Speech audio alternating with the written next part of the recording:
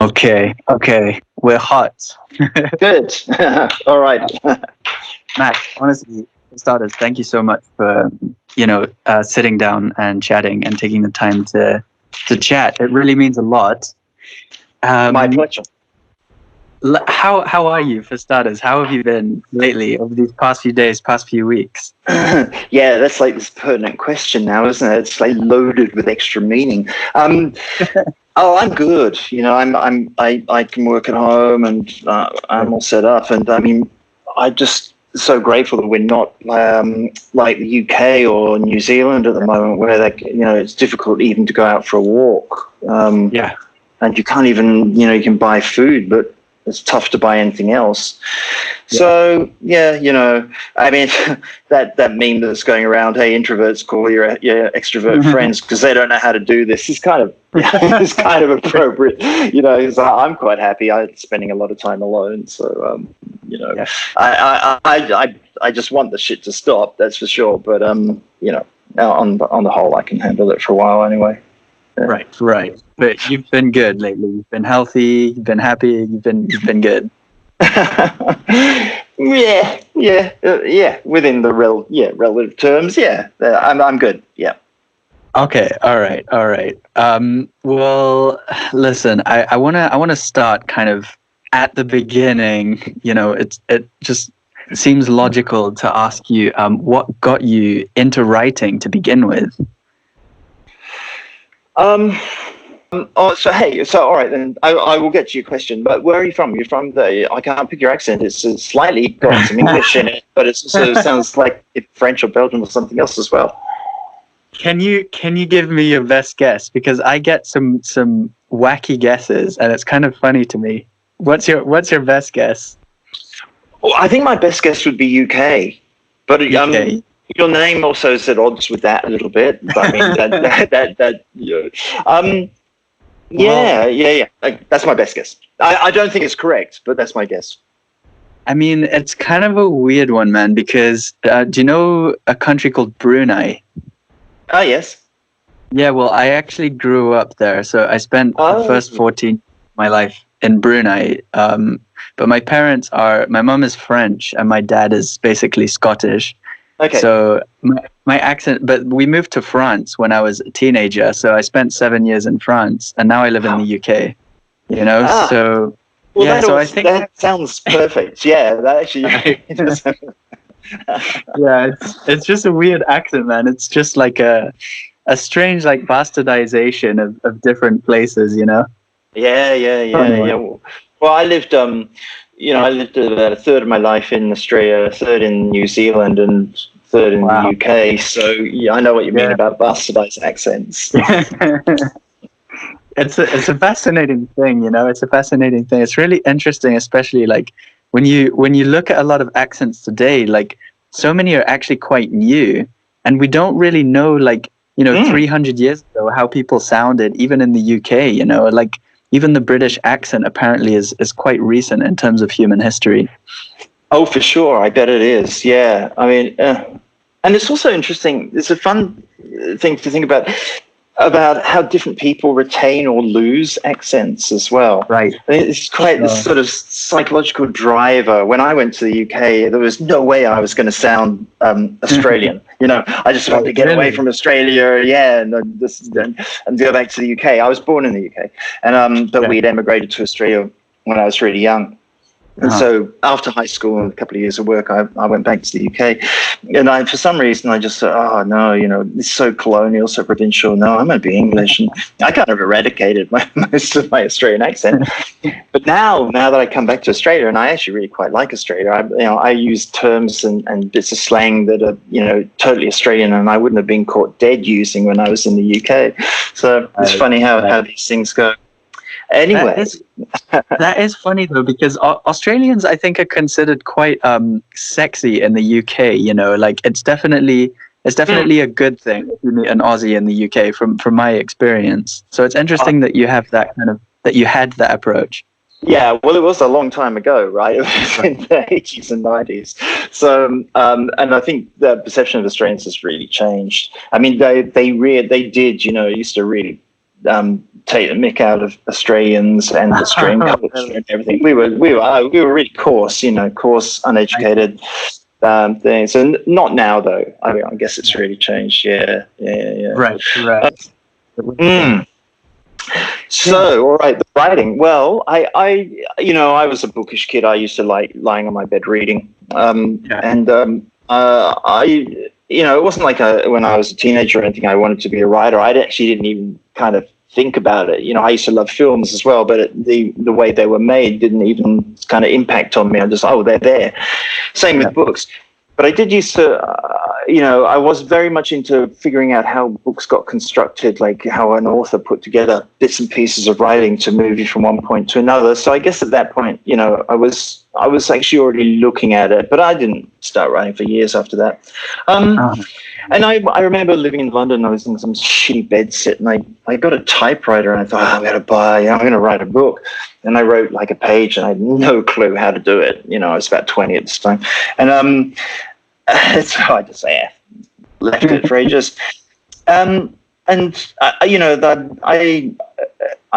think that a lot of I liked bands, and I was in bands for a short period of time, and but I was never really into sport or into an awful lot of other things, and some of the books that I was reading, really had this massive impact on me. And I went back to college, to university kind of a little bit later, in that I'd been in London for about 5 years by that point before I went to college. And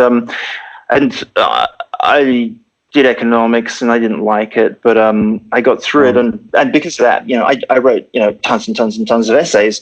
And that's actually how I learned to write. It was just by doing all my essays for university that I was really focused on getting decent marks. Right. So I did a lot of work on structure and stuff like that. And so then after I finished uni and stuff, and I'd sort of grown out of the whole being in a band thing, and I was like, well, what can I do? I'd really like to write something. So I started off, first of all, writing screenplays. And a friend of mine, so I got, there was this sort of seminal, night that I hadn't actually really thought about in those terms until I was speaking to you about it. But I was in London, and there was a cinema there called the Electric Cinema in Portobello Road. It's quite a famous cinema because it's one of the earliest ones that ever showed moving pictures with an electric light bulb.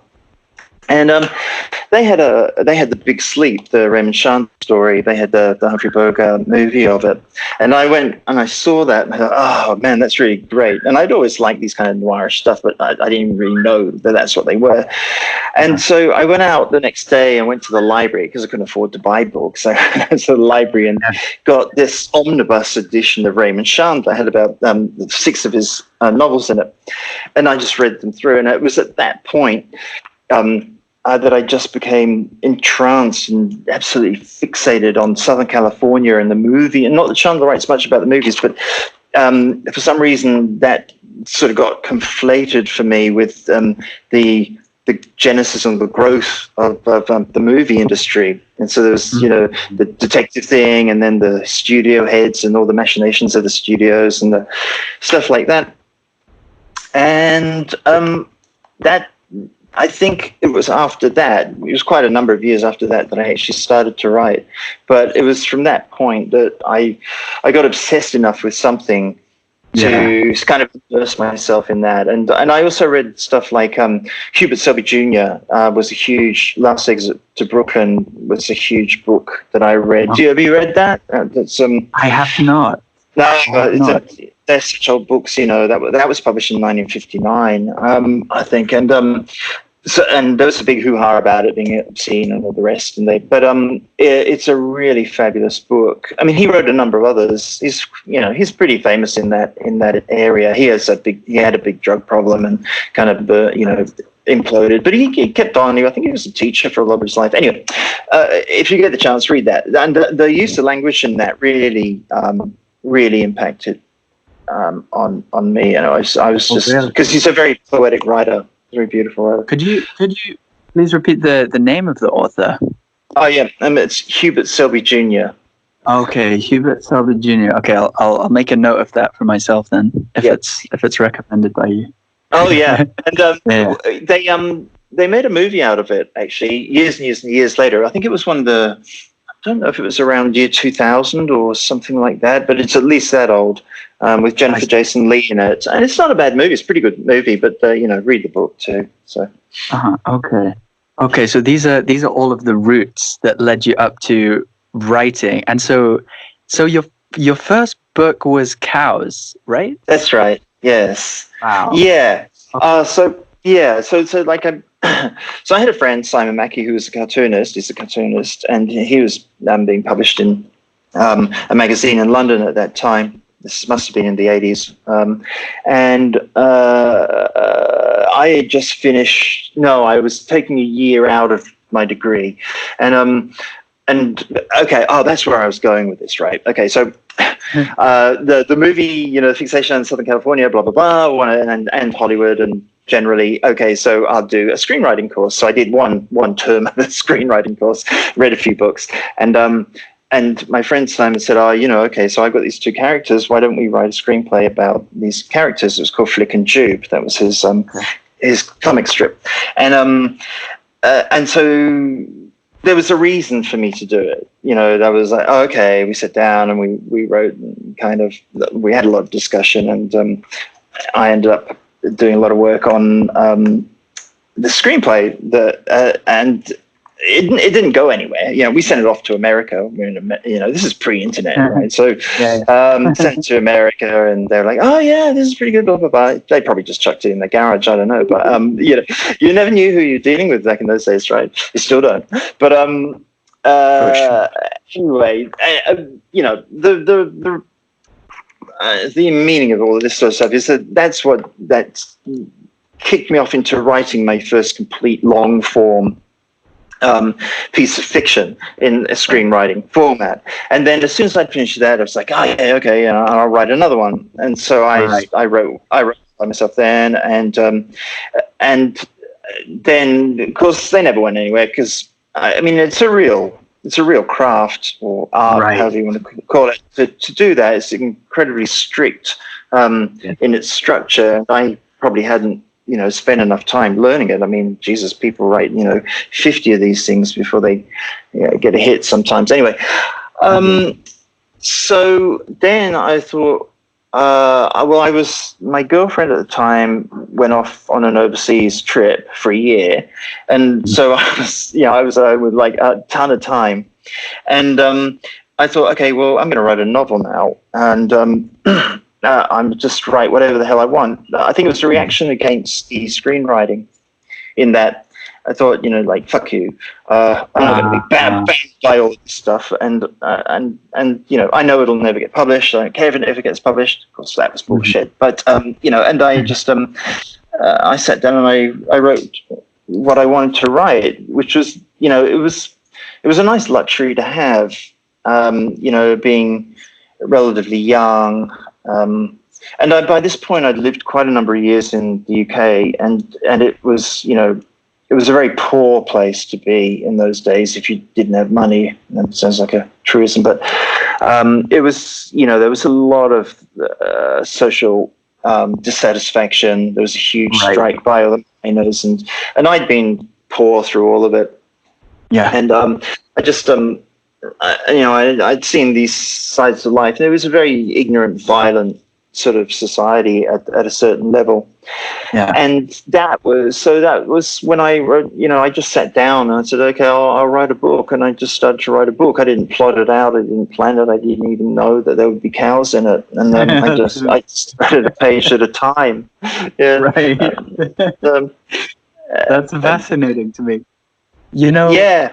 I mean, actually, you just answered what my next question would have been, which was basically to sort of walk me through that whole journey of writing Cows. I have to say, I could not put Cows down. I mean, I came to work one night, and I work part-time in a bar, and my manager was just sitting at the bar with a glass of wine with this book.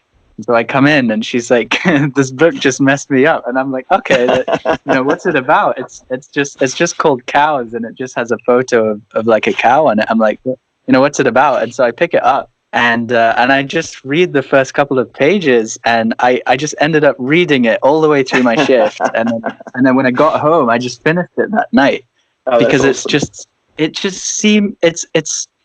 it's for starters, as a read, it's quite seamless. It just flows, and it keeps amplifying. So the more you get into it, the higher the stakes are raised, and so you're constantly drawn in.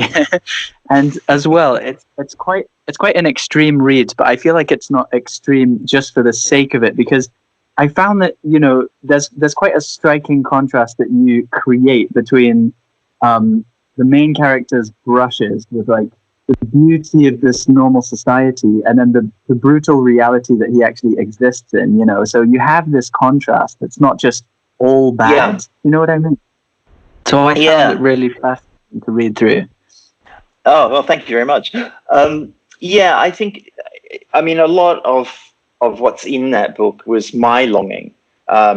Stephen wants to have this idealized life, and a lot of it was me wanting to be somewhere other than Britain, probably by that time, and all of that sort of stuff. But I used to wander along. There was this walk you could do. I lived in a place called Highgate at that point in London, and there was an old railway track they turned into this woodland walk, they called it. It's probably still there.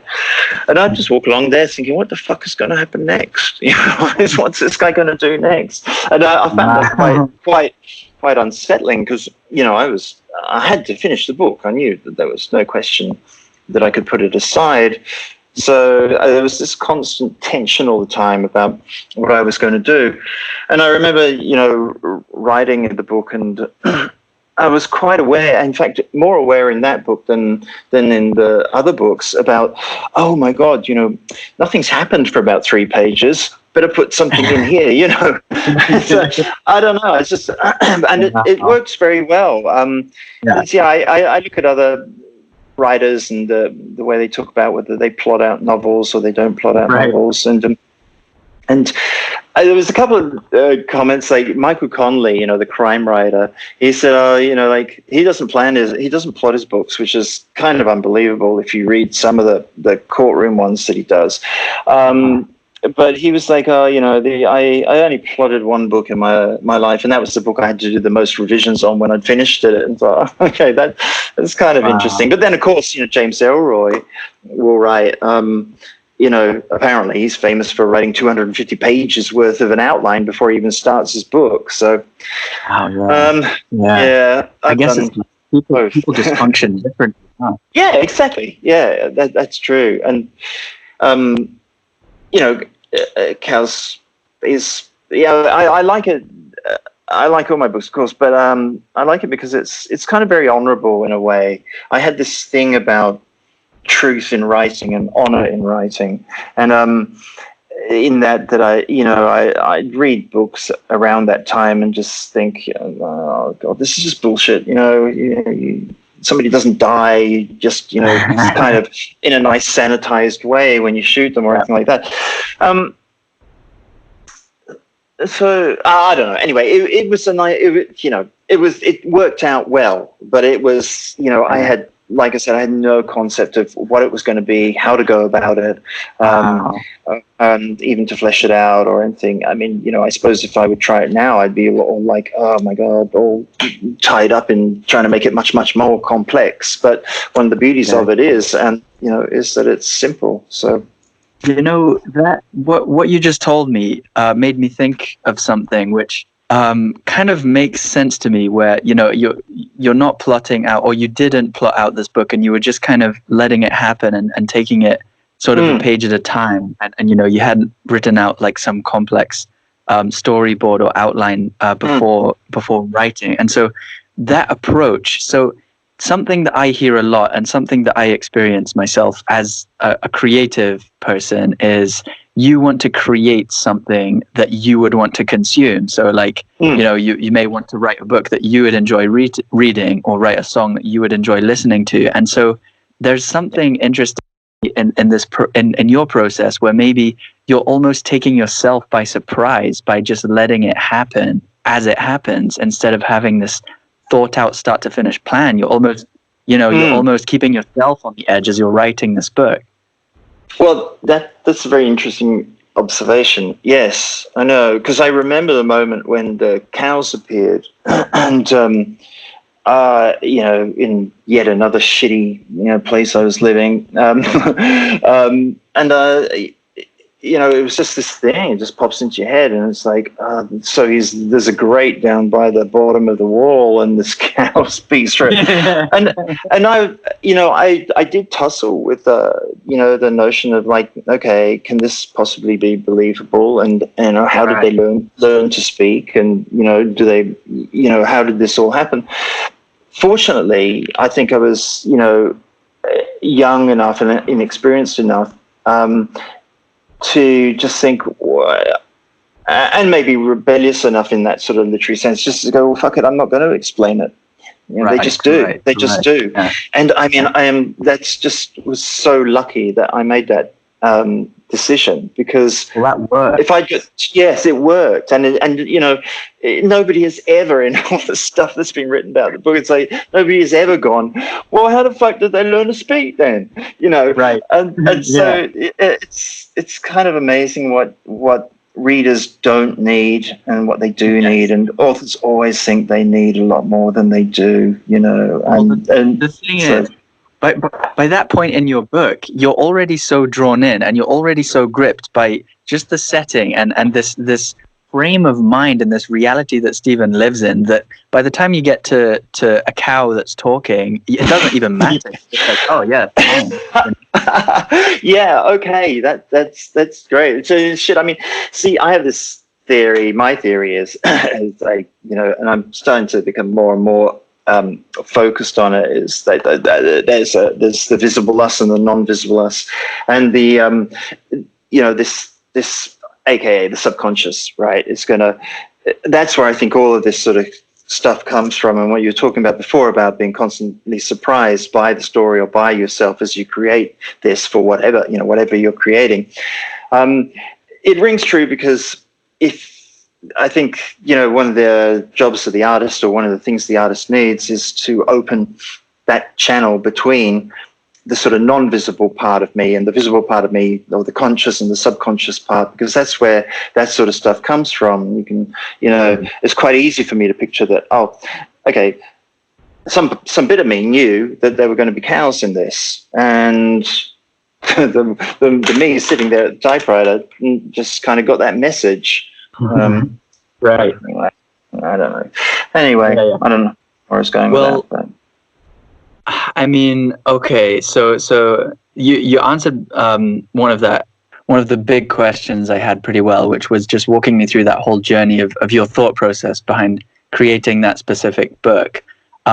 Having read through Cows, it did bring up a few more questions for me with regards to what gets you going, and one of those questions is, would you say that you're fascinated by human nature?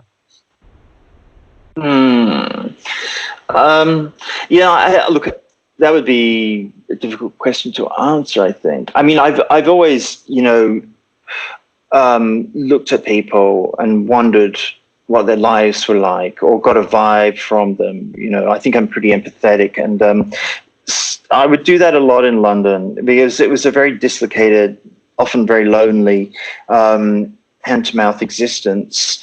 And so, I would often walk the streets and just, look at all the houses in the evening, and the lovely golden light, and, coming out of them, and wonder what these lives were like. And or I would sit in a restaurant, maybe looking out the window, and see people passing, and kind of think, oh, that poor person, she looks so sad, or that guy looks so, what a hard life he's had. So to that extent, people's stories have always fascinated me. When if I meet somebody, I always want to know, how did you get there? How, what did you do? What do you do? All of that sort of stuff. But if you put it in terms of like, am I a student of human nature? I don't know. I mean, is that a student of human nature? I'm certainly not somebody who, talks about people. I don't know. I don't, have conversations too much about it, I guess. I wish I read more about it. I've felt an awful longing recently to read a lot of stuff about, psychology or just the biomechanics, the functioning of the brain and all that sort of stuff, which feeds into that personality. So I guess I'm really interested in it. And that's about as good as I can get for that, that question. Yeah, no, I mean, you just described that really well with basically the way I understand what you just said is it's kind of glimpses into people's lives, these kind of glimpses of other people's realities. And the way that you talked about that just now, just for me, rhymed with, I mean, when Stephen's in the bus, for example, on his way to work, and he's kind of, brushing with other people's lives, and he has these glimpses into people who are, according to him, living happier lives. It's like, that's so interesting to me, that kind of idea of just having these glimpses of other realities or these glimpses of other people's lives, and then asking yourself the question, what are their lives like? What are they like? Are they happy? Are they sad? What are they going through? So is it fair to say that that's part of what inspires you or part of what interests you, creatively speaking? Yes. Yeah. I remember that scene. Some people mention some scenes in books and stuff. I can't remember them, but I remember that scene very well. And it's very much, that was very much me. And so sorry, what was you? What was the nut of your question again? No, I was going to answer something. What? Ask me again. The glimpses into other people's lives. I was just wondering, is it fair to say that that's kind of an idea that inspires you creatively? Yes, that concept. Yeah, the obsession with wondering what other people's lives are like. Really was. So like when I before I wrote High Life, I went to California for a bit, and not that long, but we were in the Hollywood Hills, and a lot of the houses there are all just built facing away from the road, to take advantage of the valleys behind them. And so they're all these like secret places. They're very beautiful. Or it was at that point. I went back to LA later. I didn't like it, but and you just go, oh, it's so anonymous, but it looks so beautiful. The garden's gorgeous and the lights. And these weren't even mansions or anything like that. And of course, I was in LA, and it was like, oh God, what do they do? Oh fuck, that guy must be, like a film editor. He's a film director. He's an actor.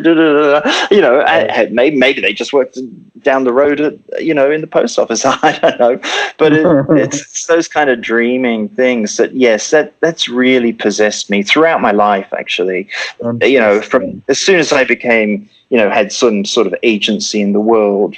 I mean, before I left Australia in my, at the end of my teens, I would just go out at night and park my car somewhere and then just walk around. So I had no reason to be in at all, just to see these houses. So I can relate to that. Yeah, I can relate to that. Yeah, I remember doing that a lot, especially as a teenager, and there's just something about that as well, especially in the evening. It's so much more contemplative. And you were talking about a golden glow from windows earlier on, and that's so relatable to me as well. Just that visual, that image. It's so representative. It's so symbolic of life, of these potential lives that are happening within the walls that emit that golden light. Yeah. Boy. Yeah. Wow. What was California like to you? Well, when I first went there, which was in the early 90s, I loved it. I'd come from London, and I only went there to visit. I didn't live there. it was everything that I thought it would be. I mean, it was just, it didn't disappoint me in any way, shape or form. I consumed all these movies and read all these books about the history of the movies. And I wasn't so interested in actors, but I was interested in the personalities and I mean, actors too, but the business of it and the evolution. Anyway, so, and it seemed to me very green and verdant and subtropical, and all these beautiful Spanish houses, white walls, red tiles, and even Hollywood Boulevard was, actually it was a little bit frightening. It was a pretty shitty place to be, but I loved it, and I drove up the coast pretty much all the way to the top of the state, not quite, and the countryside is magnificent, and San Francisco is fabulous. I love all that sort of stuff, and it I just sucked up like a sponge, and remembered all the bits and pieces, and went back and started writing High Life. But I was there just recently, like about at the end of 2018, and oh god, I fucking hated LA. I mean, really? It was LA. just the country.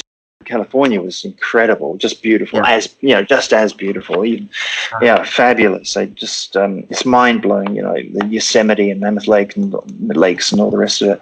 But for some reason, maybe it's because I'm older. I just, or because we, may not have stayed in a great area. I just found it to be really ugly. And Santa Monica, which had been this sort of really beautiful place, like, if you see a movie from the 70s or 80s and they're driving around in convertible Mercedes and stuff, and they pull up and, so it was like that. But now I just thought every street I drove down or went down in Los Angeles was just ugly. And there are beautiful places, but it's such a strange, have you been there? It's such a strange place because, sorry. Tell me. Oh, it's a strange place because you have all these, amazing places, like lovely restaurants, Chateau Marmont, and, all this sort of stuff. But getting there, you drive along these really, really horrible roads. Wow. I think a large part of it was that we just picked a shit place to live, to stay when we were over there. And, I should have, stayed in the Hollywood Hills or somewhere nicer. But in fairness to myself, though, I mean, it had changed a huge amount. Santa Monica was so different to what it was when I went there in '92. I didn't even bother going to Venice because I'd heard how shit that was. And I liked it, when I first went there. And so anybody listening to this, I mean, I got to say, it's probably just a little bit jaundiced from my point of view because of certain, things that were going on. And it's probably nowhere near as bad. And if I'd stayed in the Hollywood Hills, I would have loved it. But I did see, just, as Chandler said, it had all the personality of a paper cup or something. And I'd never understood that because I'd always thought, but it, especially in the 30s and 40s when he was writing, it must have been sublime, just driving along the coast highway and the architecture, the sort of Art Nouveau, Art Deco architecture that they have in a lot of their apartment buildings. It was just stunning. So I never really got that until I went over this time and sort of just became a little bit, disabused of it. So, it was sad, really. Very interesting. I mean, I've never been, but I definitely count myself among many people who romanticize that part of the world because we see like these rose tinted versions of California and LA and such, through media. Absolutely.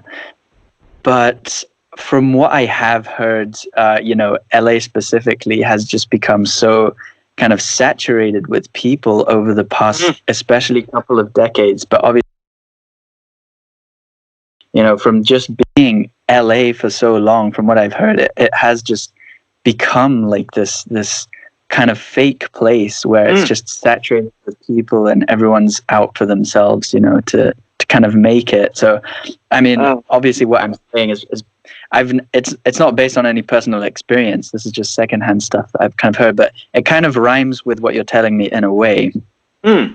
Yeah, I think it's probably faker now than, it was always indicted for being, a fake place. But I think maybe as this thing that you're referring to, the edifice that's created around there, this impression of Los Angeles, I think it's probably faker than ever now, given the realities. And also, America's got a lot of problems in any case.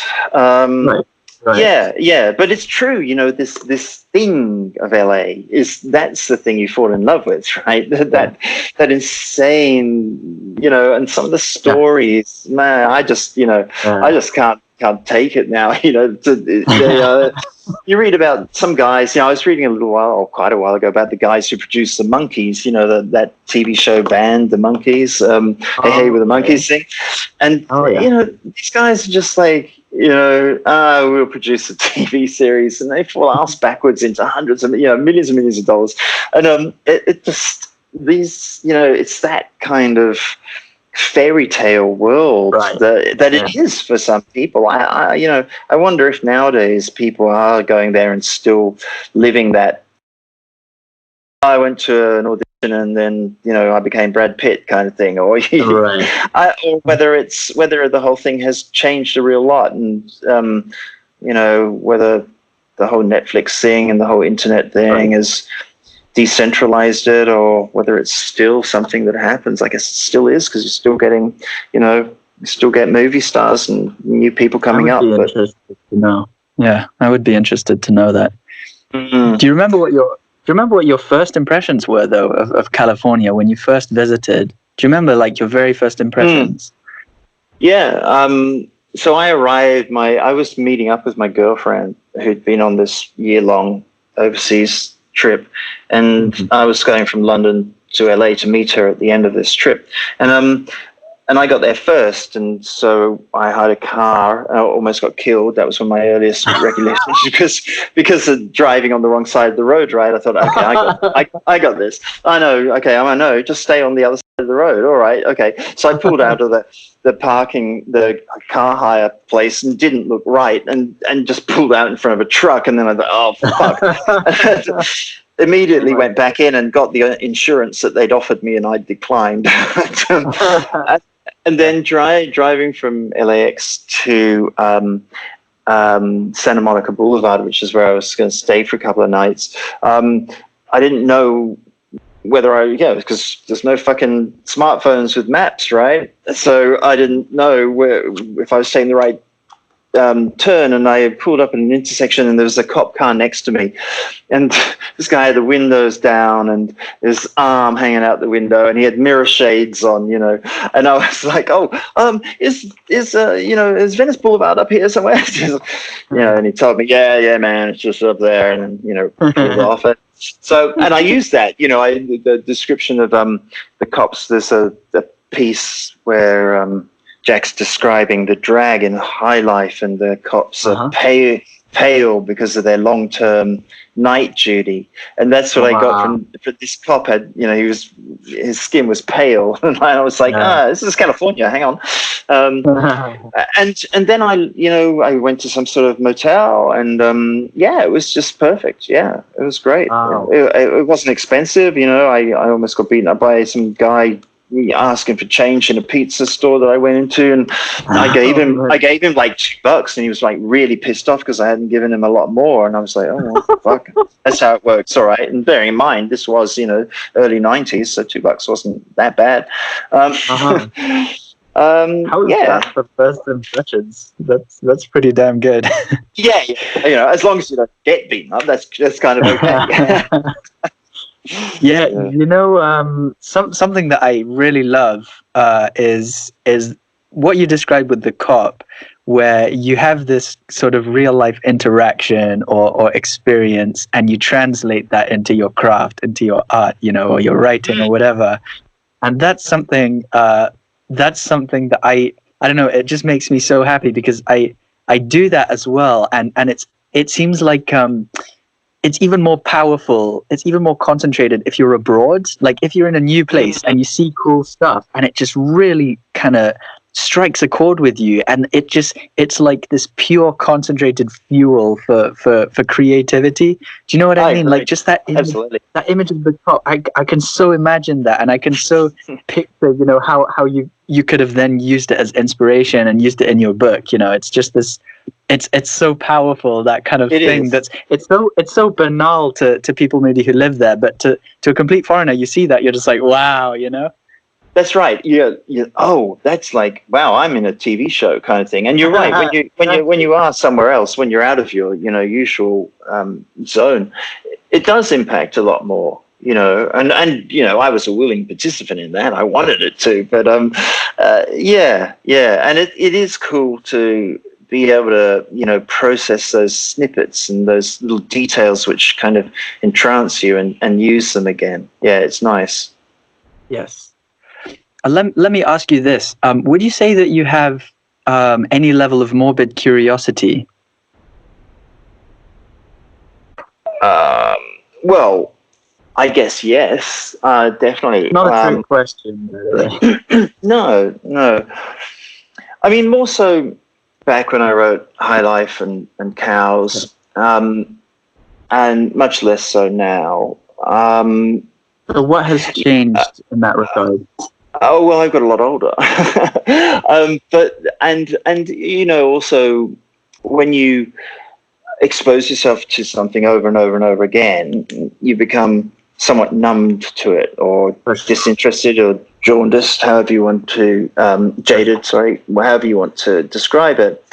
And so the sort of, I mean, if you've read Cows, and if you've read any of the other ones, if you've read High Life, it won't surprise you that I had an awful lot of morbid curiosity.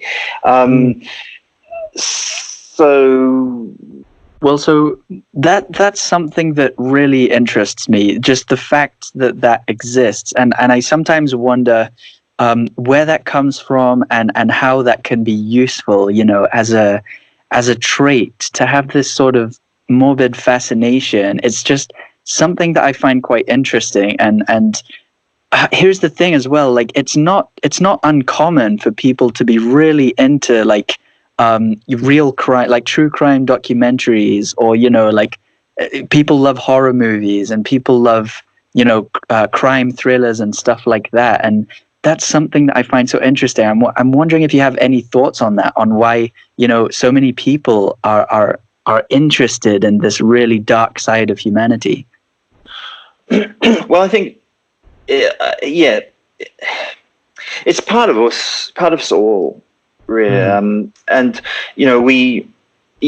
I've never really thought a lot about the theory of narrative or literature or the story, but we ask our heroes in movies and films or whatever to go places where we don't want to go ourselves, but we're fascinated by. So I think it must just be inherent in us. If an organism, has to achieve balance, then there must be some opposites that need to, seek a certain level. It's definitely, I think it's a, as a young man, your passions are much more, closer to the cervix, closer to the cervix. Okay. So, but you know what I mean? Yes. There's a lot more sexual energy, there's a lot more violent energy, and we don't. I suppose, fortunately, in our civilized lives, have opportunities to explore that or to purge it. It's look at Fight Club. That's just it's just obviously struck that kind of note in people. Okay, I mean, look, the short answer is I think that we all, to a greater or lesser degree, have that dark side in us, and we seek to control it, and we, but in fiction, through fiction, we give it sort of a little bit of free reign and allow ourselves to explore it in a sort of safe way. It sounds like a pretty banal answer, but no, I think you hit the nail on the head. To be honest, that's a conclusion I've come to as well. It's like you're on a safari in a way where you can witness all of this extreme content or dangerous content, but it's from the safety of your own armchair. So it's like you experience the thrill without the real risk. Yeah. And look, I do think there's an awful lot of really bad stuff in the world. There's an awful lot of really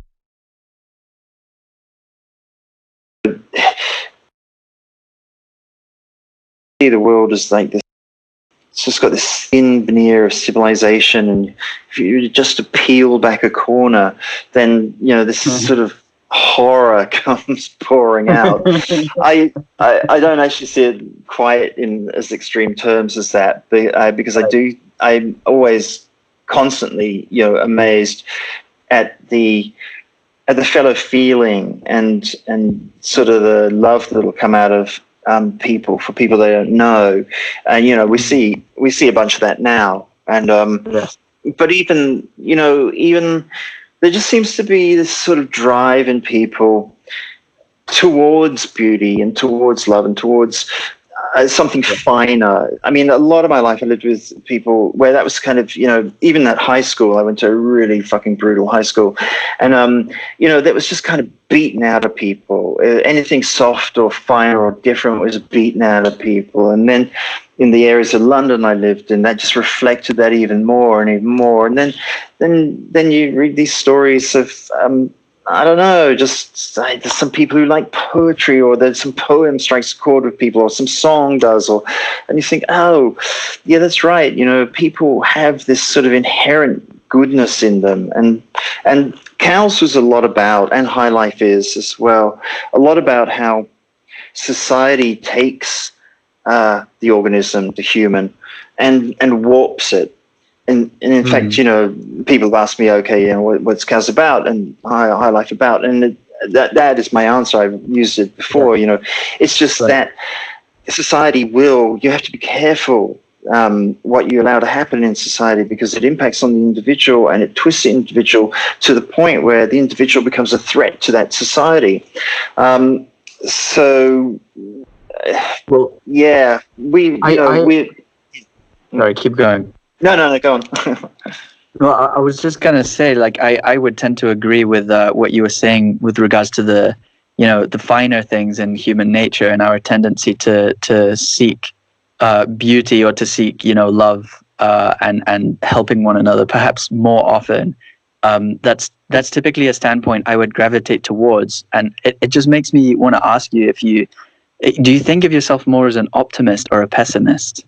I'm curious to know. I know it's not always black and white. Pessimist. Yeah. I know. I truly am a pessimist. Yeah.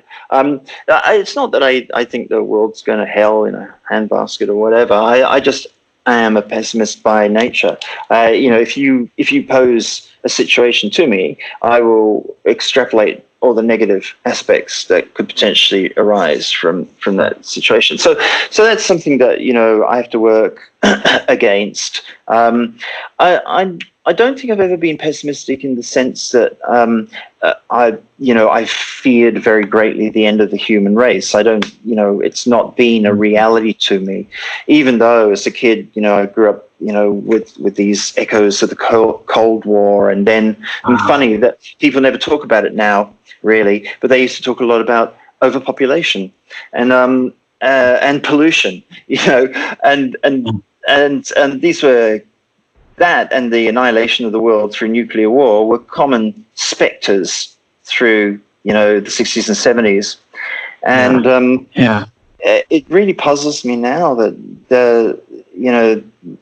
with global warming, okay, that's just pollution by another name, that's fine. But nobody really, I don't know, maybe I'm just not reading the right articles, nobody really talks about overpopulation anymore. And you're where there was half the global population than there is now. So I think I'm right with that. And back then they were concerned that, with 4 billion people in the world. Well, now we've got over 7, I think. So it's funny. My pessimist side of me says that the reason it's not spoken about too much is that people lobby against it, and the lobbyists are paid by corporations, and the corporations have a vested interest in endless population growth, because that's who they sell the products to. But interesting. I'm not too crazy about, I'm not that crazy. It sounds crazy, but I'm not that crazy. I don't think about it an awful lot, but when I do think about it, I wonder whether the lack of rhetoric about population growth is driven by that. Well, don't get me wrong. I love a good conspiracy theory. It was. I do. I think it's healthy to maintain some level of skepticism. What you said about kind of growing up with echoes of the Cold War. It's true that that's something you hear very little about nowadays. At least as a as a young millennial. And I'm curious, what was that like? Because the little I have heard about what that was like, growing up with that kind of atmosphere, just that global atmosphere, surely that shapes you in some way, or that stays with you in some way. Yes, I get, as any time probably does. But okay, so the Cold War wasn't really a huge reality to me. That was probably over and done with. I mean, I'm really, a child of the 70s, in that. That's, if you ask me, okay, what period do you remember, or is your touchstone for that?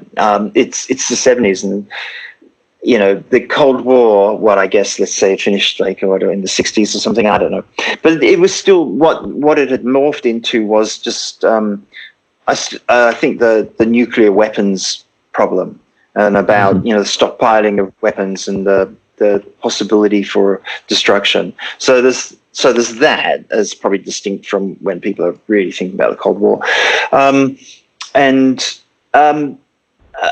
The thing I most remember about it was the possibility of nuclear war and the world. This concept that the man had achieved the potential to annihilate himself in a very short space of time. That struck a chord with me. But really, honestly, if you ask me, was it? I wasn't. I've mentioned it, but it wasn't like it was this overwhelming thing. I mean, the 70s, when I think of it was full of sunshine and flares. It was fabulous. Sunshine and flares. Yeah. Wow. Yeah. Okay. It was a great time. They had your people were affluent. I don't know. I don't really think it was a terribly depressed economic time. I think it was a buoyant time. I don't know. But and I was in Australia for it as well. So I was surrounded by heat and sunshine. And I come from I came from a place called Stafford in the middle of the UK. And Stafford, and it's where they used to do a lot of pottery, and then I had the family down in Gloucestershire, living in Gloucestershire, and so I think if we had stayed in the UK, it would have been very different. But Australia was a big, wide, open place. I mean, population was 12 million, I think, at that point. In the entire country. There's almost more than that in Sydney now, but I think it's 8 million in Sydney. But so that I don't, my childhood wasn't wasn't grey and beset by thoughts of death all the time. But that is the one thing that, if you ask me, what was the sinister aspect of it, was the threat of nuclear war. Yeah. Okay. Interesting. You mentioned something earlier. How are you doing for time, by the way? I don't want to keep you longer than you're able to chat just now. Oh no, I'm good. I mean, we started late. I'm sorry. Yeah, it was another half hour. I'm good. Yeah. Fine. Amazing. Well, something that you mentioned earlier kind of resonated with me as well. You mentioned something about a brutal high school, and when we moved to France from Brunei when I was a teenager, we moved into an area where we were suddenly going to a public school in France in a town with, some problems, and the school itself was fairly brutal in a lot of ways, and really shaped my character in quite a blunt manner, because it was like suddenly I'm in this environment where I have to literally be careful of people, which I wasn't used to, for most of my childhood up until that point. So I'm curious, you don't have to go into crazy detail, but what was your experience with that brutal high school, and how would you say that defined you, if it did at all? Okay, so after we emigrated from England, lived in South Australia, and my parents bought a nice, sort of house. They were their pommy English £10 poms, it's because £10 to come over because it was government subsidised. Anyway, and we moved because of my dad's job to Sydney, and at one point we lived in this lovely leafy suburb called Greenwich. It's on the lower North Shore, which is a nice part of Sydney, and I was reasonably happy, even though I'd been, transplanted from one school to another, which no kid likes, and I'd actually had it done several times to me. I was quite happy at Greenwich Primary School, reasonably anyway, and then finished primary school, have to go to high school, right? School, where I am, and I went to this institution called Crow's Nest Boys High School. And the first day arriving, it was literally like walking into, Stalag 13 or something. There wasn't a blade of grass anywhere. It was black asphalt. The buildings were just these crumbling old dark brick buildings. There were holes in the floorboards. The walls were covered with spit and toilet paper. And the culture there was just like the older kids, I started high school with 12 years old, 11 or 12 years old, and the older kids just think, oh, well, what do we do here? Oh, I'll beat the shit out of somebody who walks by me. So, the first day that I was there, some 15-year-old just comes up and punches you in the face. No reason at all. And it just carried on from there. It was staffed. There were, you see these lovely shows on American TV, and where there's this sensitive kid and he has maybe some little talent, and it's fostered by a really caring teacher, and ends up becoming successful because of that and all the rest of it. No, that wasn't Crow's Nest Boys High School. There were like maybe 2 teachers who gave a shit there, and the rest of them were just serving their time. And we had like guys who had developed these really strange punishment techniques. And they would they'd take you into a dark room and make you stand with your feet on a line drawn on the floor.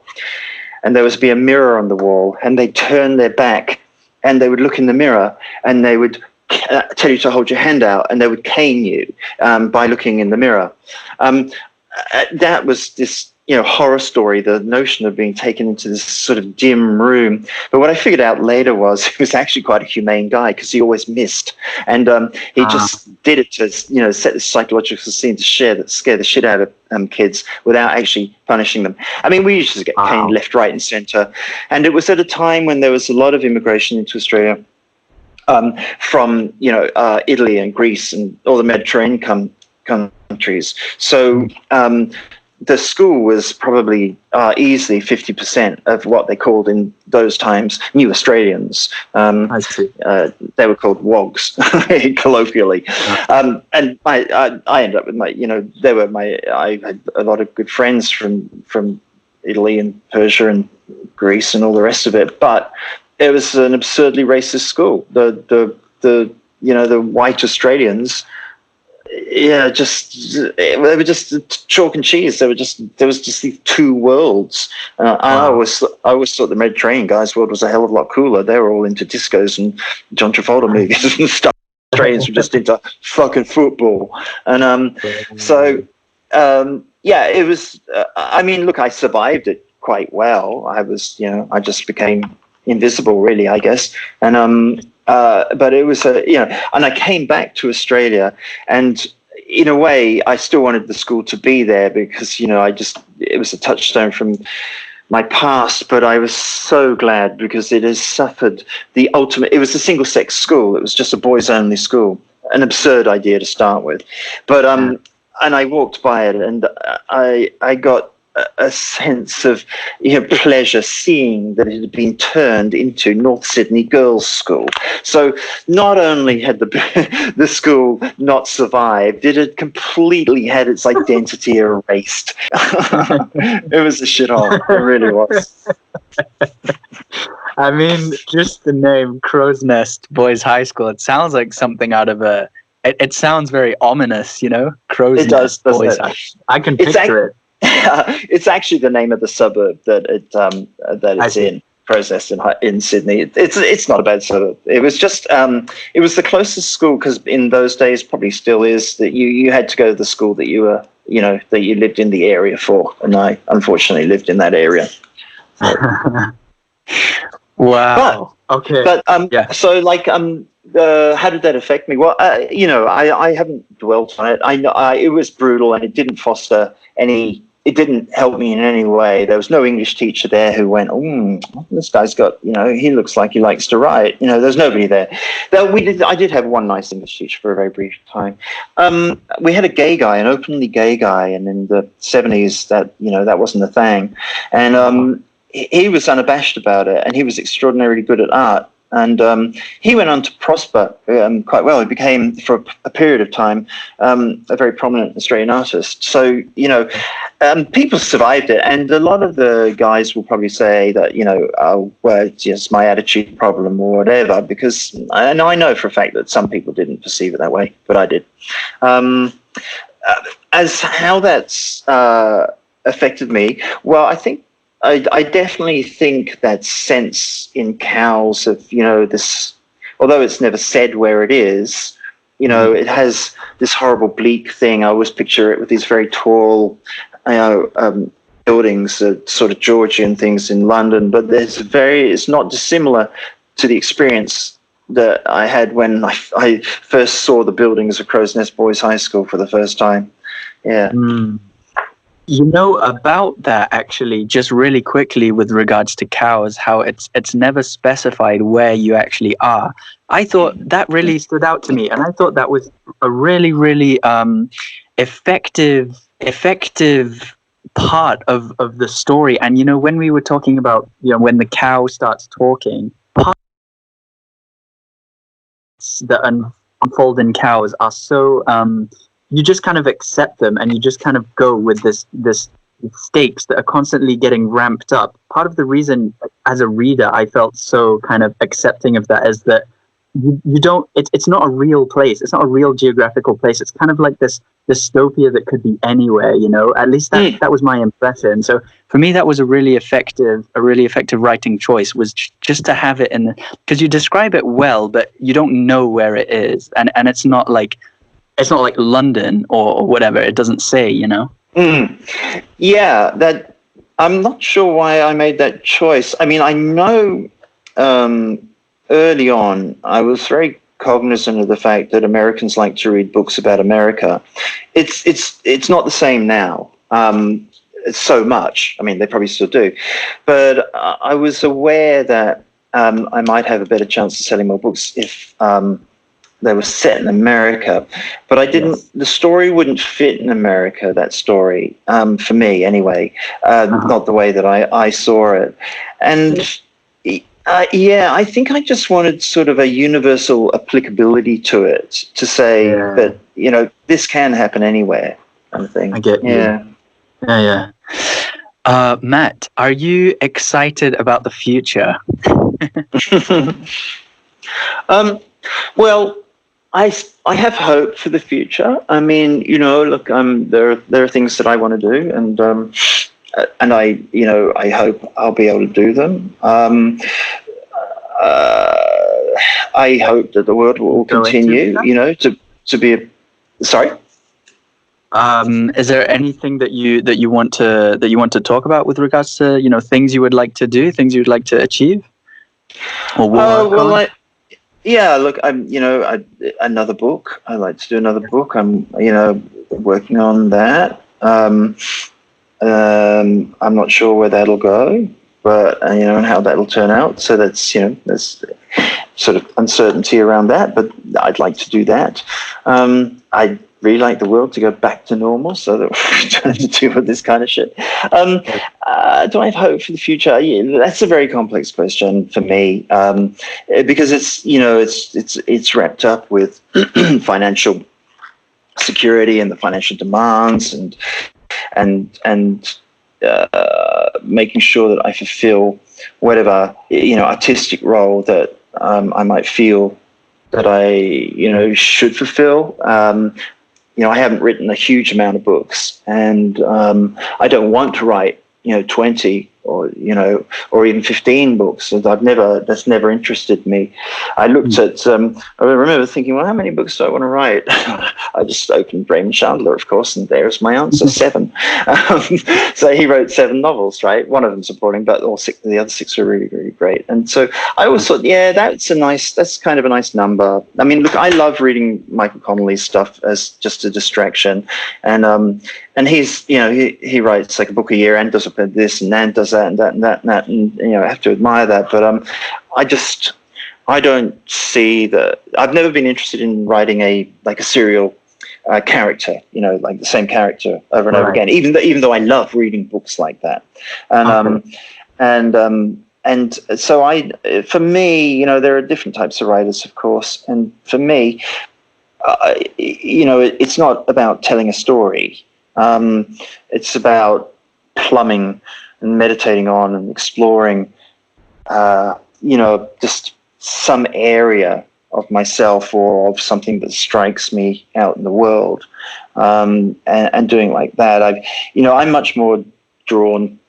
If you ask, where my, you haven't, but if you asked where my, where I resonate with, well, then it's more with writers like Nelson Algren. I don't know if you know him, and Hubert Selby Jr. and I would say Bukowski, but I'm not quite sure about that one.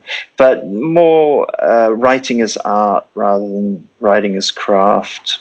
So I can't answer this hope for the future thing, because being, as we've already established, a pessimist, but tinged with this belief in, the goodness of some humans anyway. I can say I have hope for the future, and I can also say that I think that my own future will be, probably not that great. But who knows? So there's your answer. A non-answer. It's almost an optimistic form of pessimism. There we go.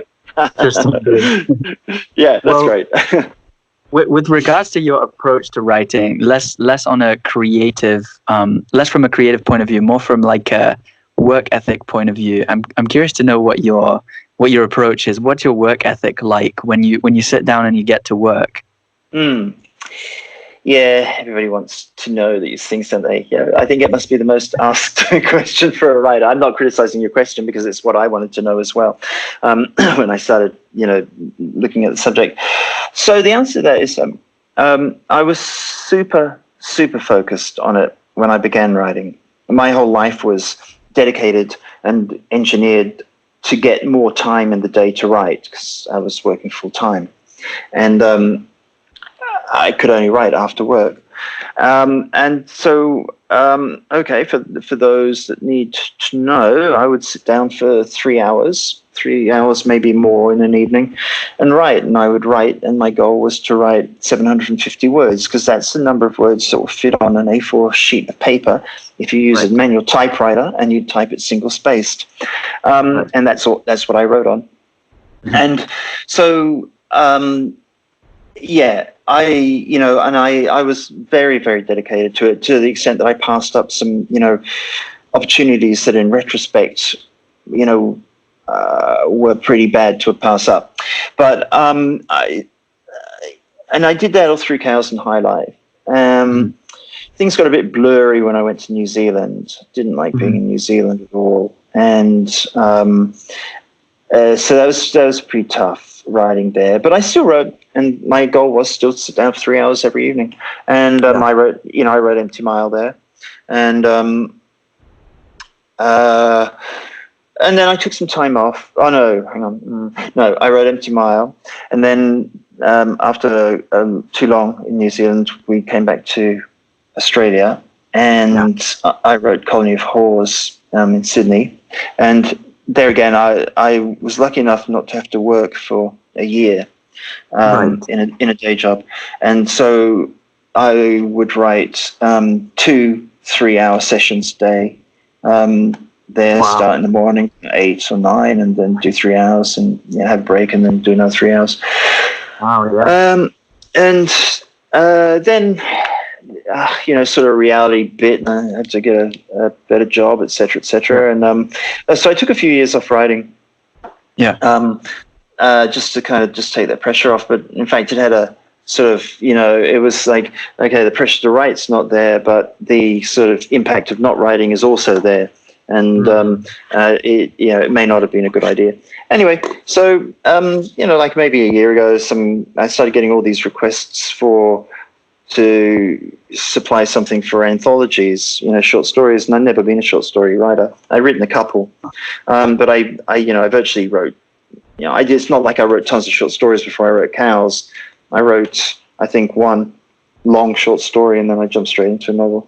But and I kept turning them down, and then I thought eventually, another one came through.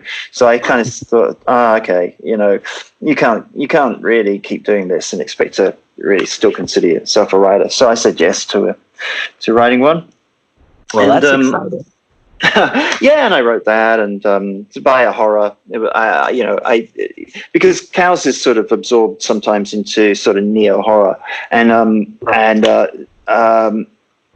so I guess Matt Shaw is a British horror writer, and he asked me. He was putting something together while he was making a film, and he was doing a release of an anthology to coincide with this horror film he was doing. So I wrote that, and it was fortuitous because it sort of sucked me back into writing. I was ready to do it again. I was already tinkering with stuff, but having a deadline and having to supply something is a great motivator. Right. So sure. Yeah. Okay. Interesting. The 3 hours a day thing. I think so. I mean, the reason I ask a question like that is because for a lot of people, this is the impression I get, that for a lot of people who maybe are creative but don't have a work ethic yet, or even people who aren't creative and just don't realize what it takes to create something significant, something that can be consumed. I think a lot of people don't fully realize how much time you do actually have to put down you have to sit down and do the work and make it happen. And I think a lot of people don't realize that it does take that 3 hours a day or however long it is, to actually make something happen. It's just, you see the finished product and you don't realize what happens behind the scenes, so that's why I think it's an important question. Oh yeah, you're 100% right. And I mean, look, it doesn't have to be 3 hours; it can be 1 hour, but it's got to be something that you do and you do every day. And the best advice, and it took me a hell of a long time to learn it, is to treat it like a job. You have these. I spoke earlier about how it was important to be honorable and truthful in my writing, and that's still so. But I also used to believe that if something didn't hit me with this punch of inspiration, that it wasn't the right thing to write. That if that sentence didn't occur to me as this explosion of creativity, then it didn't have enough value to be in a book. But that's not true at all. You've just got to write or sculpt or sing or anything. And treat it like it's this job, and treat it also. My other little bit of advice is not to expect success from one piece of work. Particularly if you're doing long form work, because you have so much time invested in it. So play the long game. Play the long game. 100%. You might have to write a number of things 100%. Before you get anywhere, but yes, you got to do it every day. Well, you don't have to do it every day. I mean, you've got to do it regularly. It's got to be disciplined, and you've got to treat it like a job. Yeah. Yes. Yeah. Well, I mean, what you just said, play the long game. That's also one of the most valuable things that I've learned recently. So that rings very true to me. Cool. Sorry. How so? Let's have a bit of you. Yeah, for sure. Sure. Well, no, I mean for exactly the same reason that you just described, which is that you can't just create one thing and put it out there and expect something magical to happen. You have to, for starters, especially as an artist, you have to create a body of work behind you that is of quality, so that you look serious, and so that you're giving substance. If you're going to call yourself an artist, you have to give yourself some substance to back that claim up. You can't just have one painting or one thing, even if you are really good. You want, someone approaches you and you say, "Hey, I'm an artist." People want to see what you do, and they want to see a certain body of work. Do you know what I mean? If you want to be taken, this is in my Yeah, you're right. I never used to tell, well, even when I'd written Cows and High Life, I never told people I was a writer. They'd ask me, "Well, what are you?" And I wouldn't tell them I was a writer. It wasn't until I'd had both books published, which took like 5 years. After each one took about 5 years to find their way into print. Empty Mile and Colony, of course, are different, but so I know what you mean. That's another thing I'd be very careful about. I don't know. Some people might say, "Well, you need to promote yourself." Being an Englishman, of course, I'm a bit more reticent, and I just, there are so many. You get on Facebook, and the writers must be the whingiest lot of people on Facebook. And fucking, "Oh, I had a tough day today," or conversely, "Oh, I just finished my draft of my novel." It's like, are you fucking idiots? Who cares? Tell me that you're published, but then I care. There's a billion people who written a fucking manuscript. Oh, I can't stand it. Fucking hell. Wow. Anyway, yeah.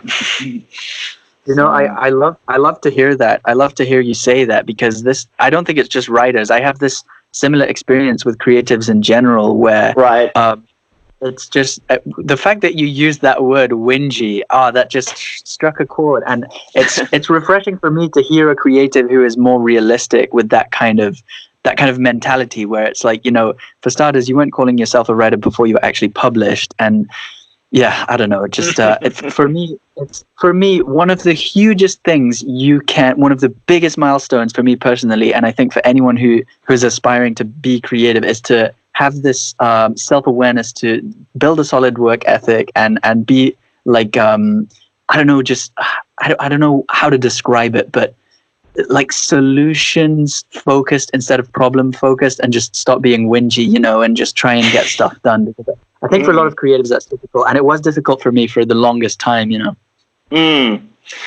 Yes, yeah, and it's interesting though that the sort of descriptions you've used in this, that it for me, it actually seems very much a millennial success and working hard, and it's funny to contrast that with, say, people from the 70s and 80s who were brought up in a sort of a world where they just assumed things would fall at their feet, and probably spent some time learning that they weren't.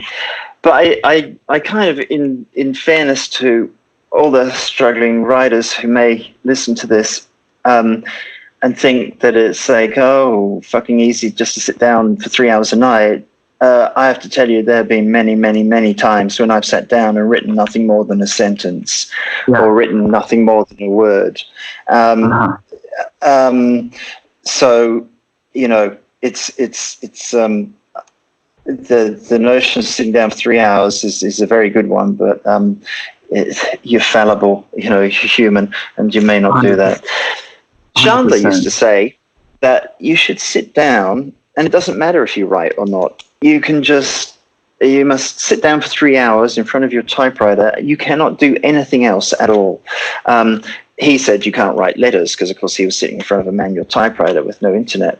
But of course, you can't. In this day and age, you can't look at your phone. And eventually, you'll end up writing something. You might not write for a day or two or 3 or 4 or weeks, but eventually, if you want to write and you sit down every day, you'll end up writing something. I'm so happy you said that, because you took the words out of my mouth. What I was about to say just before you mentioned Chandler is when you said that, sometimes you you would sit down and only a sentence would come out.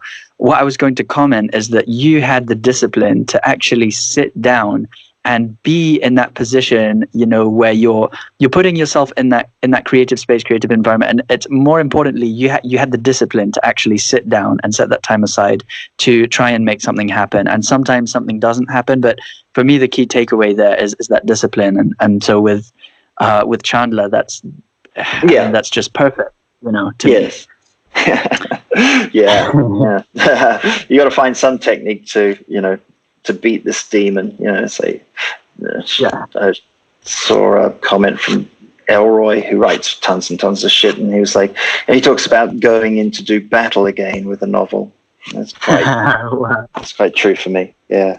There's something I really want to ask you. By the way, interrupt me once you kind of need to get going. But this isn't necessarily specifically concerning your writing or you as a creative person, but maybe just across the board, what inspires you most? Like, what is it that really gets you going, that really inspires you? It can be a thing, an event, a person, an emotion, a state, whatever. What is the thing that just really inspires you? Yeah, it's just, it's funny. I'm listening to this as I think it's so indicative of the generation that's taking over at the moment. Not taking over, but just picking the horse up, the torch up. So somebody asked me a while back, they asked me, what are you passionate about? And to me, that kind of, that's just the question that I'm just bound to respond badly to. I don't know what it is.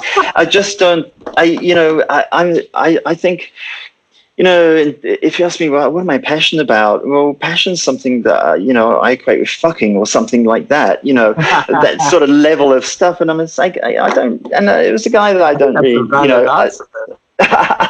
don't really know.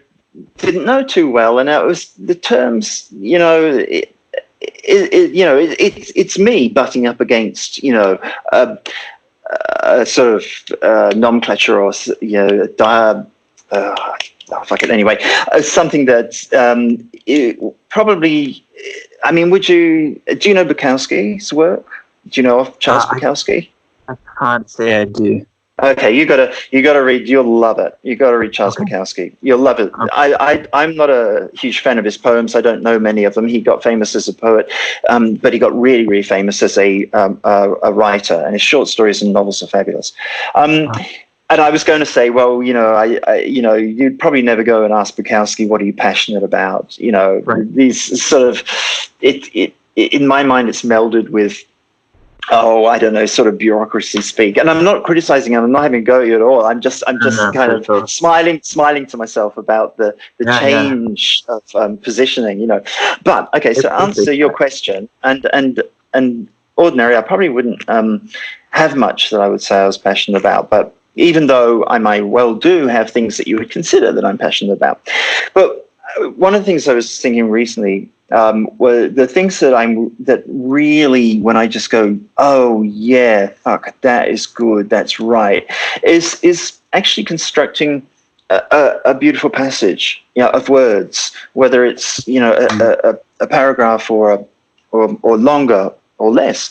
When I am able to do that, and I do it with enough beauty to satisfy myself, that's what really makes me think, oh, what you've just done there is just the right thing for you to have done, and this is the right thing for you to be doing. And there's really nothing else that I ever experienced that feeling with. So I guess that's what I'm passionate about, or you use a different word, but I think it inspires me. Yeah, that's it. I've always been obsessed with the beauty of language and being able to write beautifully. And then Empty Mile and Colony of Whores, I pursued that, even though the stories are they're very, very sad stories or very, very dark stories. The use of language is just, in fact, I prefer that. There's a number of different aspects to writing, structure being one, which I find is the most difficult. But, the use of language, which doesn't really get a lot of focus on nowadays. Now it's all story, story, story. You read these books, and it's rare that the language is beautiful enough to make you go, "Ooh, that's that really hit me. That did." It's more the story that works now for these mass sellers and stuff. So, but it's the area of writing that gives me the most satisfaction. I mean, I love being able to structure something because I find it one of the toughest aspects of writing. And so when I do it, of course, I'm very happy. But one of the things which just comes more naturally to me is to, just put things as beautifully as possible in words. That to me is a beautiful answer, and it makes sense to me. It makes sense, It's something that I realized last year, and this might seem really banal, and it's one of those things that maybe is a cliche, and it's one of those things, maybe it's so true that you just overlook it. But something I realized last year is just how powerful words are. Just words are so powerful, and if you can chain them together in I don't know like how to describe it, but I guess in an efficient way, in an optimal way, in a beautiful way, you can convey such a powerful sentiment, if you do it just right. It's incredible to me. Yes. Yeah. And then you worry that people just reading these things, you labor over a paragraph for a whole night or 2 nights, and they just read it like, man, whatever. The guy who wrote. But here's the thing. Yeah, here's the thing, though. I'm sorry to interrupt, but just to bounce off very quickly, what you did just say, that if you were moved by what you wrote, if that was something that excited you and inspired you, what you wrote, and it made you happy the way you did that, it doesn't matter if someone skims over it and doesn't know, because someone else will. The fact that this is the thing as well, like as an artist, often you're your own harshest critic. So if you can do something and write something that you are actually happy with, then that's huge to me, and that's not always easy to do. You're right. You are your own harshest critic. That's for sure. Yeah. There's a lovely story. I wish I could remember it. Who involves one of the French writers, and he was at a dinner party or whatever, and some woman said to him, oh my goodness, that passage in your book, so it made me cry. And he said, oh well, madam, that's fantastic because I wept when I wrote it. And I always think, if it affects you that well, then maybe, as you say, it'll catch somebody out. On the other hand, Frank Herbert, the guy who wrote the Dune novels, he used to say, it doesn't really matter. The shit you spend hours and hours on, or the stuff that comes really, really easily, it all has the same impact. He said he would reread his stuff, and he couldn't see any difference in the stuff that he had labored over or the stuff that had just poured out of him. Slightly tangential thing there, but anyway. So whereabouts are you living in Scotland? Did you say? I'm coming at you from Edinburgh, Scotland. Far out. I lived in Glasgow for 3 months, through a Glaswegian winter. Yes. Wow. My friend Simon Mackes, I mentioned him before. He had moved from London and bought a flat above the Heel and Jesse pub in the Gallowgate area of Glasgow, not a salubrious area, and I think probably after some breakup with a girl or whatever, I moved up there and lived with him for 3 months. And I was into taking cold showers at that time, and fuck me, winter in Glasgow, it would take me literally till midday to warm up from a cold shower in the morning. But it was an interesting place. And after I left there, I only spent 3 months there. But a few years later, I think it had this whole resurgence and became City of the Year or in Europe or whatever. I don't know. It was a nice place. And I remember the first day I went to Edinburgh, actually. Uh-huh. We caught the train from Glasgow, and just as we got off the train, it started to snow, and we were walking down these, these cobbled alleyways with this snow coming down and the castle in the background, and it was just so beautiful. I mean, it was just, it really was an amazing introduction to the city, which I thought was beautiful as well. I loved Edinburgh; I thought it was lovely. Yeah, it's So okay, so you visited Edinburgh then? Yeah. No, Edinburgh's beautiful. It's a beautiful city. Yeah. It's funny that you mentioned cold showers, because I'm one of those annoying people that raves about cold showers all the time, and cold showers changed my life. Like I've been doing them for a while now. So it's funny to hear that you were into that for a while. Do you remember what got you interested in cold showers back then? I was always interested in health and stuff. I was I don't now. I haven't been to gyms for ages, but I was early on I was going to gyms before it even became a thing. And so I and my mum was very good about health food and whole food and things like that. And so I kind of grew up with that kind of vibe around me. And it was just one of those. This is really great for I don't know whatever it was supposed to do. I mean, is it the Wim Hof thing that you do? Is it part of that, or you just? I'm not familiar with that. What is it? He's a guy. My son was telling me about him. My son is really into him. I forget what country he's from. Some European country. Wim, WIMHOF or HOFF. And he's this dude who espouses particular form of breathing and lots of cold showers and to improve the immune system and many other things. I expect I have looked into it. No, it's just when you said that. Yeah, I think cold showers are great. I mean, you feel fantastic after them. I must start again. You really do. It's as well, if you take one first thing, if you start your day with a cold shower, you've started your day with something you didn't want to do and you've done it anyway, and the rest of your day is actually easier. Honestly, that's right. It regardless of any actual physical effect it has on you, it's that conquering something in the morning. Exactly. And they actually say though that it is beneficial for depression, things like that. Yes, I'm not sure which aspect of. But yeah. Oh no, now I've got to start. Lucky thing is the water in Sydney's not very cold.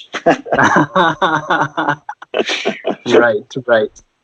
I was in Thailand last summer, and I was still trying to carry on with the daily cold showers thing, but there as well, similar thing. Yeah. Tepid water. Yeah, right. Yeah.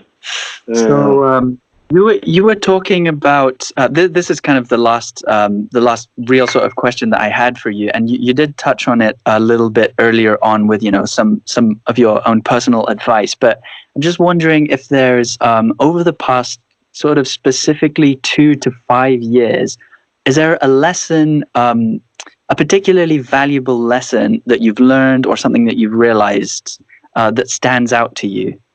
It can be about anything at all. I think my whole, I've been writing over, over a span of 20 years or whatever. And I've constantly learned things and, maybe relearn them and learn things which I thought I knew and then I needed to relearn.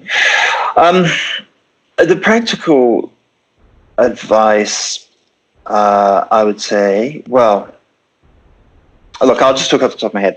So, drugs are not going to be any good for you creatively. You can talk all you like about microdosing with LSD. I've never done that, but drugs per se will just not help creativity, and they will end up fucking it up. Similarly, alcohol. Be very careful with alcohol. These things, I have come to believe, choke this portal between the conscious and the unconscious, the visible and the non-visible. And so there's a little bit of wisdom. If you think that, Hemingway wrote and he drank, and Bukowski wrote and he drank, yeah, true. But very, very, very few people are like that. Most people I can't write if I've even had one glass of wine. The next thing is, as we already touched on, don't expect that the first piece of work you do will make you successful. Be prepared to do 5 long form pieces of work, 5 pieces of work that take a huge amount of time. Hopefully it'll only take 1 or 2 of those. But if you concentrate on that, the odds of becoming successful with something like art or writing or sculpture or, this can be broad, I don't know, developing a cryptocurrency or something. If you work towards that short game and you get knocked back, you likely won't continue. So expect to work long hard. The next thing, of course, is, as we again spoke of, is the discipline. Treat it as a job. Because that's what it will be. And you have to apportion time and frequency and regularity to it.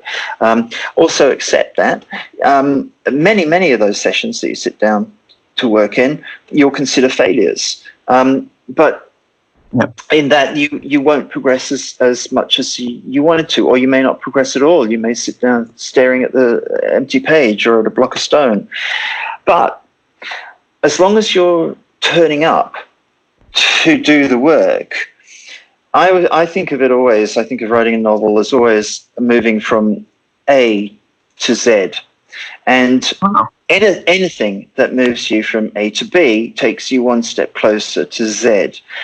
And as you go along through these steps, you get closer to your goal. And it may well be that you need to sit and fail at constructing that paragraph, or fail at trying to figure out that bit of the story, to move from A to B. As long as you are actually moving forward, and you can only do that by sitting down and being there for the work, then you're progressing. So I'll give a better example. So I might write, a paragraph that I'm, fucking questioning every single word that I write. The voice in my head is telling me it's fucking awful and doing it, and I'm going to be a failure, etc., etc. But by writing that thing that I know almost certainly I'm going to throw away, I move myself to a point where I write something that I do keep. And I wouldn't have got to that point of writing that next bit that I do keep unless I had written that thing that I had to throw away because it was so bad. In that respect, then, that step of creating, using all that time on something that I threw away in the end is not lost. That is still productive time. And with writing, and I can't speak for any other endeavor because I have no experience of it, but for writing, you have to allow that. And you have to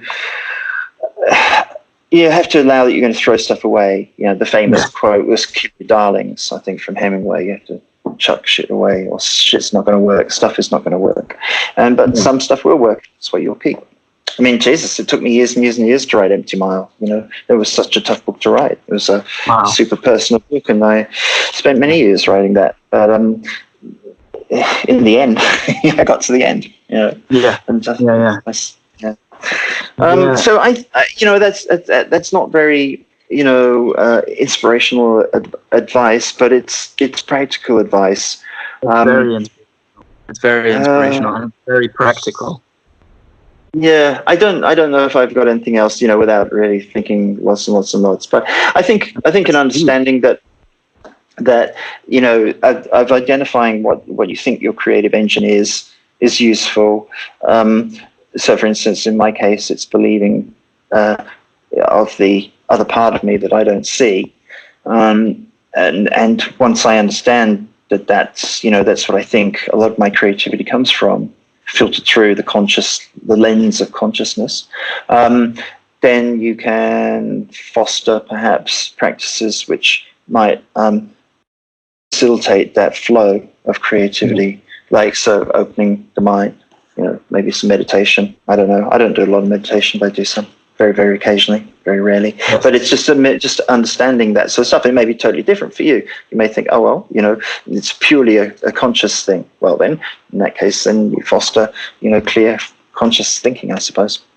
Right. So, Right. Yeah. Everything you just said, in my opinion, was really huge and very useful advice. Honestly, especially just bouncing off the last bit of advice you gave, like something that comes to my mind, which I've thought about a lot, is something sometimes you have to know what not to do so that you know what to do. Sometimes you're just trying things and then you realize, okay, that doesn't work, and then not to do that again. And there's a guy called Douglas Kruger. And he's sort of a public figure, and he said something that I heard last year in a lecture. It's on YouTube. It's this lecture, and he says this thing at the end of it, and it really stuck with me. And what he said is, what separates you from your goal isn't it's not an amount of time. It's an amount of actions. So if you take more action. And if you are sitting down every day and you build that discipline to actually, at least sit down, then that's an action that you're taking. And instead of just waiting for inspiration to come to you over the span of a year, if you have the discipline to sit yourself down and kind of foster that and grow it and build that muscle of creativity, then it does grow, and you will finish your work faster because you're taking more actions towards that end goal. Do you know what I mean? So that really was useful for me to hear as well. Well, yes, and it's actually just sparked another little bit of advice that I would give too. The sitting down for 3 hours, that's okay. And we talked about, okay, it's all right to do nothing, but it's not all right to do nothing for too long. I've found that I'm much more productive when I have, and this goes to exactly what you said, when I actually, instead of saying that my goal is to sit down for 3 hours, my goal is X number of words. And in fact, although we spoke at length about this time, that's sitting down each day for a period of time, that's entry level. Okay, that's a sine qua non. You have to do that anyway, but you can't stay at that point for too long. And the way that I've found that I'm more productive is I give myself a goal of work, you're saying action.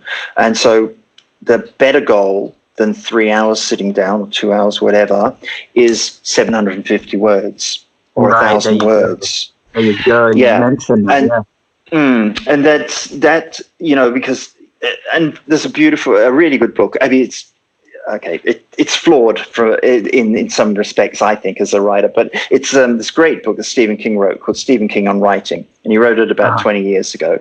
And it's just a fabulous, it's so easy to read Stephen King, and it's just so engaging, and it's incredibly interesting. And he talks about that sort of stuff. He says, like, his goal is 2,000 words a day, or it was back when he wrote the book. And of course, being Stephen King, he rips that shit out in a few hours. But he does say, sometimes I get through those 2,000 words by 11 o'clock in the morning, and I'm off out in town, buying groceries or whatever.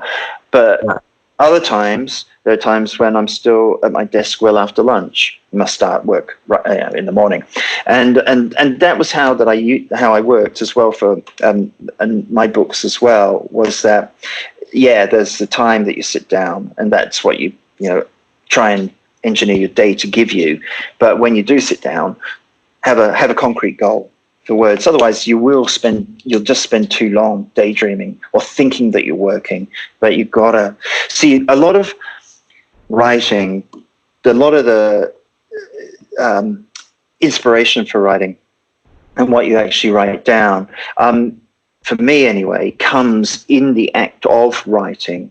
So I can sit down and I can try and think of a story for 2 years. I mean, literally, man, I'll sit and, try and puzzle out a story, and it'll take me years. And doing it from outside, since you're outside the work, then looking in, and you're trying to capture everything before you even start writing. And that's an impossibility. And just I plotted out Empty Mind, I plotted out Colony of Horrors, and I plotted out High Life, and it was very time consuming.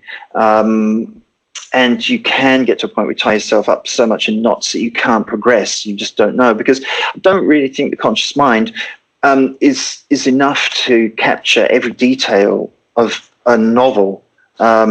And hold it in your consciousness. by all means, get a broad structure, or get a structure that works, the level of detail that works for you. But I find that stuff will just occur to me as I'm writing, as I'm actually working, rather than trying to plan out the work. And I find it a much more inspirational state to be in, to be actually writing. And stuff gets solved during that process that you will never in a million years solve when you're sitting looking at a blank screen trying to figure out what the story is. It's so interesting to me that you just spoke about that, because I experience the same thing if I'm illustrating something. I'll have a vague sense of a direction, but what really happens is when you set the pen down and you just put down a few lines, and then you're like, okay, and then you have a basic idea, and then it fleshes out, and then it turns into something you had no idea was going to happen. So the fact that you just sort of described that the inspiration happens when you actually are writing, like in the act, that makes sense to me. Yes, and your illustration is a very good illustration. I mean, that's a very good visual for it, that you're sitting drawing, and the thing grows as you draw, illustrate. Yes. Yeah, it's great. What do you illustrate? What's cool? I'm interested. Well, I'm working on a children's book right now, but the main stuff that I do is sort of, it's like cartoon realism with vivid colors. So it's kind of like... yeah, I would say cartoon realism. It's pretty vivid. Oh, cool. Yeah, because I often think my last two books is the one I'm working on now, and Colony, in terms of cartoon realism. I see them almost as cartoon graphic novel type thing. I would love to check out some of your work. So after this, maybe send me a link. I would love to. Yeah. I think you'll like it. And sure I will. I'm not saying that to brag, but over the past few months, that everything that we're talking about now, this is something that I've just started to apply, is actually just developing as an artist and trying to get to a level where I'm actually happy with what I'm creating. And for me, this is one of the biggest as well, talking about milestones earlier for creatives, is like, for so long, man, I've just not been satisfied with what I've been creating. So it's so huge to finally get to a point after having, practice to be like, oh, okay, what I do now, I'm actually pretty happy with, because that wasn't the case before. So that just makes it all the more satisfying. Well, yeah. And I think that maybe also goes back a little bit to what I was talking about with the truth in writing. I mean, you can sit down and write or draw, for the market, or what you think the market wants, or what you think will sell and make you money, or you can create what you want to create, what your true self wants to create, not without that. I mean, we live in the real world. We got to strike a balance, but it's totally so important as an artist. I mean, you're not an artist until you do that. You're not an artist if you sit down and write a story that's not the story you would write if you were given, you were told money doesn't matter. You're a craftsman. And I'm sure many of the successful authors wouldn't argue with that. But you're an artist if you strive to, materialize something that you want to materialize. And then you're a very smart artist if you do that and you find a way to do that and earn money at it too. 100%. Well, I mean, I've run through, the main things I wanted to ask you. Is there anything you would like to ask? Do you have any thoughts just now that you feel like sharing? No, I think we have covered everything pretty much in depth. That's been pretty cool, actually. How long have we been going for? I can't even see here. Yeah, an hour and 50 minutes almost. I have to say, it's been really, really, really great to speak with you, and very easy conversation, very useful advice, and just useful conversation in general. And for me, like, one of the things that just makes me so happy in life, and this is new for me because for most of my life I haven't really been into this kind of thing, but having a conversation with someone that's useful and that's meaningful and where you learn something, to me, is just the most incredible thing now. And so I'm really grateful, I'm really grateful for this conversation. Well, Thank you, Raoul. I mean, I'm just, I never think that I could ever pass on much wisdom at all, but it's very, very nice to hear that it's been meaningful to you guys, you and your listeners or whatever. So, and it's been fun. This is great. It'd be nice. I would like to know a bit more about you guys, but please send me that link. And Sure. I would have chatted more about you, but I figured, you weren't here for that. But and what's it like in Glasgow now? Is it cold, hot, cold, warm? What is it? It's coming into spring. It's spring. Yeah. Yes, it is spring. So it's actually Edinburgh that I'm based in. Shit. No, of course you are. Sorry. Yeah. Edinburgh. No, it's all good. It's all good. It's funny. It's kind of a capricious weather. It's like on and off sort of. Right now, there's some looming clouds, but it was sunny about an hour ago. So spring in Edinburgh tends to be a bit like that. But no, I mean, it's lovely here. It really is lovely, I mean, life is beautiful, man. Honestly, as long as you stay busy, you're working towards something, you're staying productive, staying healthy. To me, like, there's so many positive things about the time that we live in. Despite everything, I really believe that. And no, Edinburgh is lovely. You're right. And I mean, that drive to happiness, really, it's like as years pass and you think, what is the point of life? What is this? Because there are so many questions and life can take so many wrong turns and you can, there's so much you can regret. And there's also all the beauty in it too. And for a long, long time, and for most people, it is material gain, it's material wealth. That's what we equate happiness with. But really, the goal of life, I mean, that's what we equate the goal of, being alive for is, make some money, get successful. But really, I think in the end, and even if you look at it from an organic point of view, the only goal that we can really have, given that we can't really know what happens when we die or what's on the other side of things, is to be happy. Right. It sounds simple, but Jesus, you spend your life trying to figure that one out, and I'm still trying it. Basically, right? Yeah. So, being happy, being healthy, working towards something. I mean, you just described quite a nice life there. Yeah. That's so key, in my opinion. Well, man, it's been awesome chatting to you. I hope you'll edit out any embarrassing bits, and do please send me the link and let's stay in touch. And I really have I have enjoyed chatting to you. You've got a skill, you've got a knack. All right, okay. Thank you. Believe me. Well, Thanks not many people can do that, dude. I mean, to just stuff to flow through like that, it's very difficult. Yeah, no, kudos.